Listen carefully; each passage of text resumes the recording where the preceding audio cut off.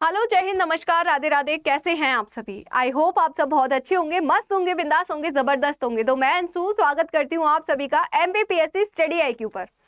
तो यहाँ पर हम सभी लोग जुड़े हैं एक बहुत ही बेहतरीन सेशन में। सेशन क्या है जानेंगे अभी। जैसे कि आप देखिए, पहले तो थंबनेल देख लीजिए। देखिए, थंबनेल देखकर ही सब समझ गए होंगे। यहाँ पर हम सी सेट का सिलेबस डिस्कस कर रहे हैं। और सिलेबस किस लिए डिस्कस कर रहे हैं, वो वही आप लोगों के लिए वही इंपॉर्टेंट चीज है कि यहाँ पर मैं आप लोगों के लिए सिलेबस डिस्कशन क्यों लेकर आई हूँ।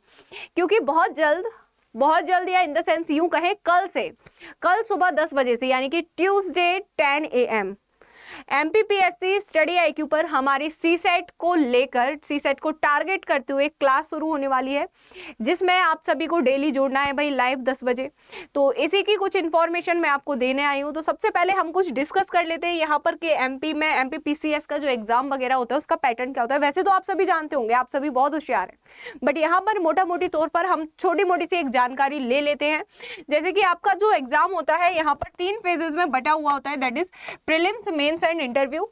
अगर हम बात करें आगे तो प्रीलिम्स एग्जाम, क्योंकि मैं सीसेट को टारगेट करने वाली हूँ, इसलिए बेसिकली हम प्रीलिम्स की ही चर्चा करेंगे। अगर हम बेसिकली प्रीलिम्स एग्जाम की चर्चा करें तो जनरल स्टडीज जो आपका paper 1 and second one is general aptitude test, यानी कि सीसेट जिसे हम कहते हैं सिविल सर्विसेज एप्टीट्यूड टेस्ट। ठीक है भाई।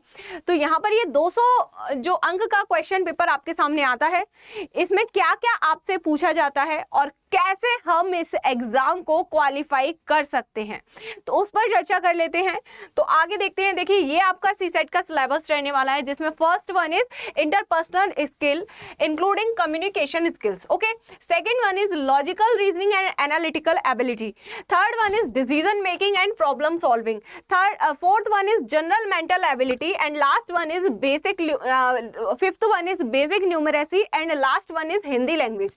अब देखिए, यहाँ पर अगर मैं चर्चा करूं, ये वाला जो पार्ट है, बेसिकली इस पार्ट को हम मेन फोकस करेंगे और इसी पार्ट को हम कवर करेंगे, क्योंकि ये एक ऐसा पार्ट है जहां से आप ज्यादा से ज्यादा स्कोर कर सकते हैं। कोई स्कोर आप हिंदी से भी कर सकते हैं, मैं मना नहीं कर रही।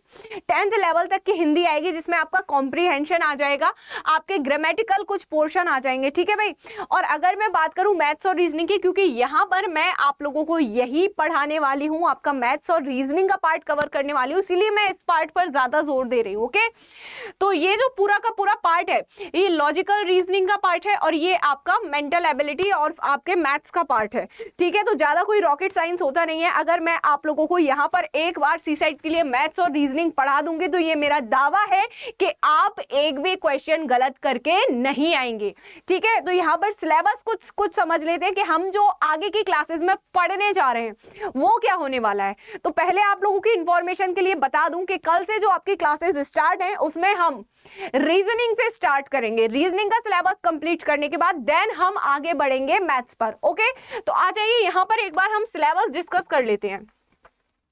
तो जैसा कि आप देख पा रहे होंगे, यहां पर मैथ्स का यहाँ पर आपको सिलेबस नजर आ रहा होगा। चाहे तो स्क्रीनशॉट ले लीजिए, चाहे तो अपनी नोटबुक में नोट डाउन भी कर सकते हैं। देखिए, पूरा का पूरा 10th लेवल का मैथ्स, आपका 10th के लेवल का मैथ्स जो है आपका देखने को मिल जाएगा। अर्थमेटिक जो है मैथ्स, देखिए रेशियो प्रोपोर्शन हो जाएगा, percentage, profit loss, mixture, alligation, CI and SI, time, speed and distance. आगे हम चर्चा करें तो ट्रेन पर based question, partnership, average, age problem, LCM, HCF, simplification, number system. तो ये सारे टॉपिक साथ ही साथ में आपकी ज्योमेट्री का एक आधा क्वेश्चन कभी कभी देखने को मिल जाता है। ठीक है।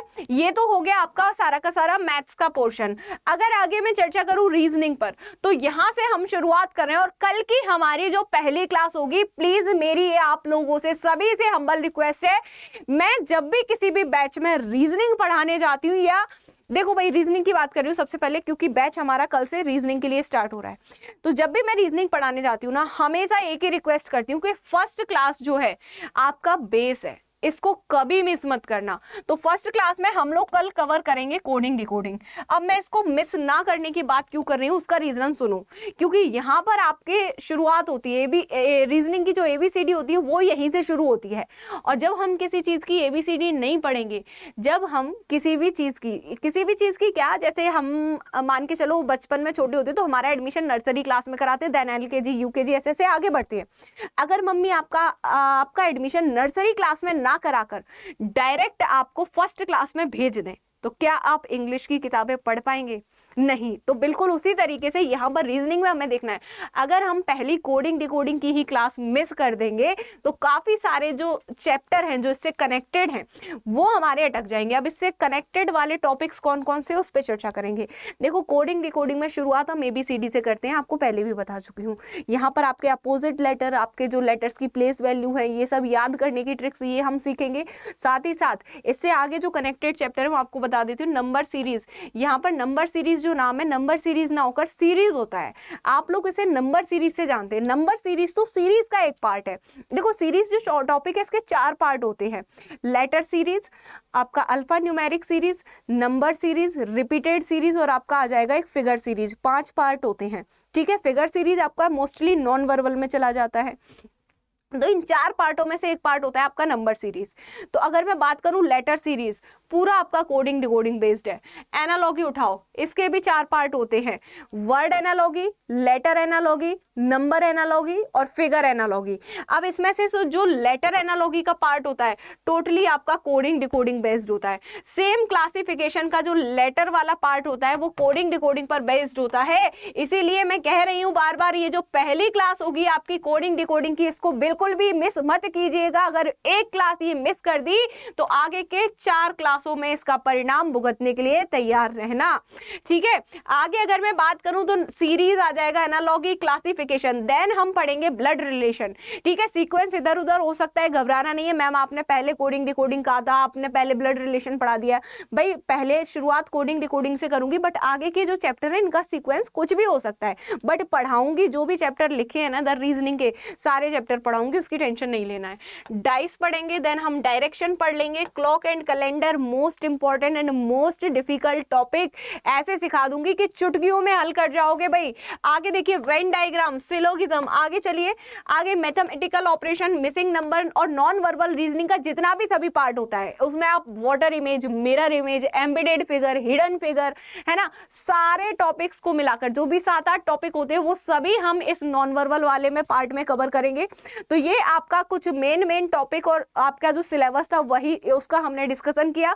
तो मेन यहाँ पर जो पॉइंट था इस सेशन को लाने का वो ये था कि कल सुबह 10 बजे, मंगलवार सुबह 10 बजे, भाई तारीख नोट कर लीजिएगा, टाइम नोट कर लीजिएगा, ठीक है। आपकी MPPSC को के सीट सेट एग्जाम को टारगेट करते हुए यहाँ पर मैथ्स और रीजनिंग की क्लास जो है चलाई जाने वाली है। पहले शुरुआत हम रीजनिंग से करेंगे, कल पहला टॉपिक आपका कोडिंग डिकोडिंग होने वाला है। तो प्लीज आप सभी लोग टाइम पर क्लास में आए सुबह 10 बजे, ताकि आप लोगों को इस सेशन का भरपूर लाभ मिल सके। तो मिलते हैं कल सुबह 10 बजे, तब तक के लिए जय हिंद, जय भारत।